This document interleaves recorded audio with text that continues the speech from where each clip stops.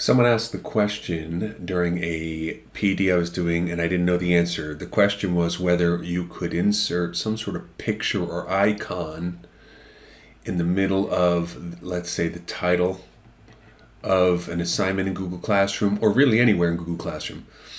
The question was also asked, could you underline, bold, and do other formatting? And my understanding is that you cannot underline, bold, change the color of the fonts or anything like that, because Google Classroom is made to be super easy to use, and therefore they didn't want to put too much extra stuff into it for now. However, I did research the question, and I found that you can use emoji just like you can use emoji anytime you're using text. You can use emoji. And I found that there is an emoji extension for Google Chrome. So over here, this little circle here is, I just installed this, and it is an emoji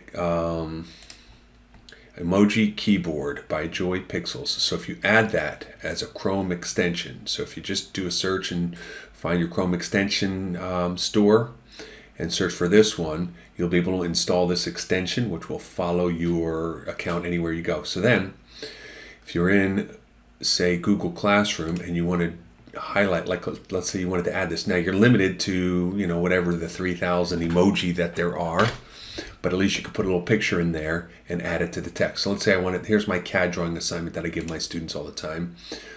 So let's say I want to edit this and I want to add some sort of a little sort of fun emoji picture or icon. I could grab it and say, okay, let's put this in because that's cool, right? So it's now copied. Copied means the computer remembers this. So if I add this and I do a Control V on my keyboard, I now have that emoji. So again, you're limited. It seems like there's a lot of these, like there's a whole bunch of emoji because there's 3,000 of them. It's not that many though. You're kind of limited. But if you wanted to add some sort of a little picture like that little car I just copied, once you click on it in this little Chrome extension, it's copied on your keyboard. So you can come in here and you can do a Control V and paste that little picture. So I hope that answers that question that someone had. That's kind of a neat feature that I wasn't aware of that now I might use now. So again, anywhere in Google Classroom, if you're just making a post to your students, normally you're limited to whatever text you can write.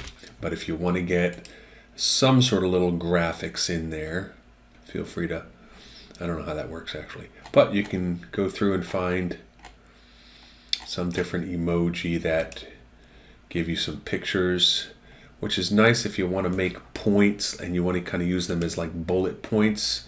You can always, find something, even if it's something as simple as that. I click on that, it's now copied. See how it says copied here? That means that the computer remembers it, so I can use Control V for paste. And let's say I wanted to make a couple of these, and then instead of Control P, you could also right click and paste, which is the same thing. You guys know the Control V keyboard shortcut, but also you could just right click and paste it that way as well. And that's the end of this video.